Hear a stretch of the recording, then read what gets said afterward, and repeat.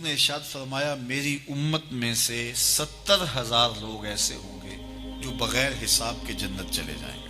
عرض کی اے اللہ کے پیارے محبوب صلی اللہ علیہ وآلہ وسلم وہ کون ہیں؟ فرمایا یہ وہ خوش نصیب ہیں جو شرکیہ دم طلب نہیں کرتے، وہ دم جن میں منتر پڑے جاتے ہوں اور اس کا معنی معلوم نہ ہو یا معنی معلوم ہو اور وہ شرکیہ ہو، تو ایسے دم کرنا، ایسے لوگوں سے دم کروانا جو شرکیہ کلمات بولتے ہیں اور ان کے پاس جانا، یہ سخت گناہ ہے اور ایسے دم کرنا شرک ہے اور ایسے چیزوں کی تائید کرنا بھی شرک ہے۔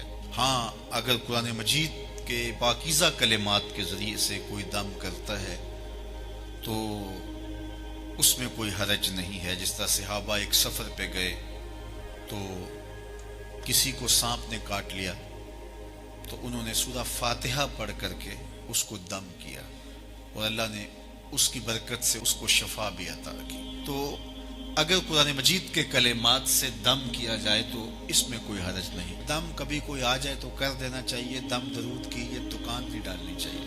آج کل یہ جو دکانداریاں بن گئی ہوئی ہیں، اور اگر صحیح بھی کوئی کرنے والا ہو تو اس کو بھی دکانداری نہیں کرنی چاہیے، بلکہ اس کو بھی یہ ہے کہ بس ٹھیک ہے کبھی کوئی ایسا آپ جن لوگوں میں رہ رہے ہیں کہ اس کو واقعہ پیش آ جاتا ہے تو آپ کو جو ہے تو وہ پڑھ کر کے پھونک مار دیں تو کوئی اس میں حرج نہیں ہے۔ اور اس کے اور بھی طریقے ہیں، صرف دم پر ہی کر لیا جائے، دعا چھوڑ دی جائے، جبکہ مشکلات میں، دکھوں میں، اذیتوں میں دعائیں مانگنے کی ہمیں تلقین کی گئی ہے۔ مختلف طریقے ہیں بیماریوں سے، ڈاکٹر کے پاس بھی جائیں، دم بھی کروائیں، دعا بھی مانگیں، صدقہ بھی کریں، صلہ رحمی بھی کریں، بہت سارے ذریعے آپ کوئی بھی اختیار کر سکتے ہیں۔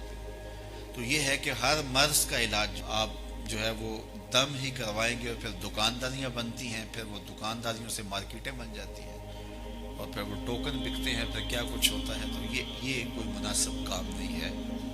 تو بہرحال یہ کام تو بڑا ہے، اس وقت اس پہ ٹیکس بھی کوئی نہیں ہے اور اس پر کوئی انویسٹمنٹ بھی نہیں کرنی پڑتی اور لاکھوں کروڑوں روپے اس پر کمائے جا سکتے ہیں اور یہ کاروبار چلتا بھی بڑا ہے۔ وہ چونکہ یہ پھر ہر پیر کو، ہر جو ہے وہ بدھ کو، ہر منگل کو، ہر اتوار کو کوئی دن رکھ لیا جائے تو بس پھر لوگوں کے تانتے بن جاتے ہیں۔ یہ قوم ضعف الاعتقادی کی مرض میں مبتلا ہے، اس لیے کوئی بھی کہیں بھی بیٹھ جائے، ایسے لوگ جنہیں استنجا بھی کرنے نہیں آتا، جنہوں نے 6 ماہ سے غسل بھی نہیں کیا ہوتا، وہ بھی بیٹھے ہوتے ہیں تو وہاں بھی ہجوم ہوتا ہے۔ میرے پاس ایک پڑھا لکھا شخص آیا اور ایسے شخص کے بارے میں سرکار جی کہہ رہا تھا جس کو کلمہ بھی یاد نہیں ہے۔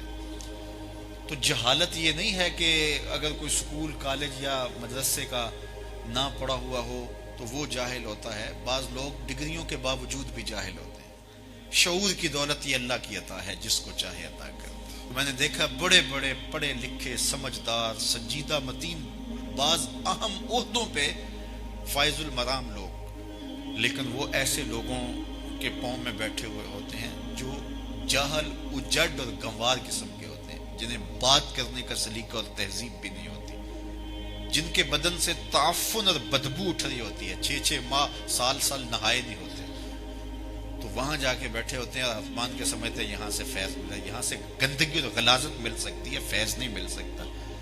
تو یہ جہالت ہے ہمارے معاشرے کے اندر، اور کچھ لوگ ڈرتے بولتے بھی نہیں پتہ نہیں کیا ہو جائے گا۔ جو اللہ کے رسول نے فرما دیا اس کے مقابلے میں کوئی بابا نہیں ہے، کوئی ملنگ نہیں ہے، اور کبھی ہمیں آج تک ہوا ہی کچھ نہیں ہے۔ وہ ایک بندے نے کہا یہ تباہ ہو جائے گا، برباد ہو جائے گا، میں الحمدللہ ابھی بھی رسول اللہ کے دین کے گیت گا رہا ہوں۔ تو کچھ نہیں ہوتا، ان لوگوں کے جو ہے وہ مکر و فریب ہوتے ہیں۔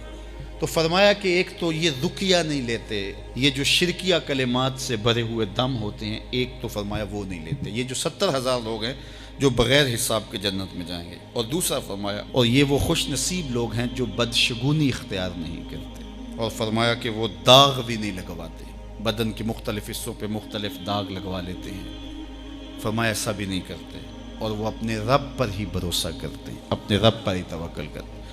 70,000 لوگ ہیں ایسے جو بغیر حساب کے جنت میں جائیں۔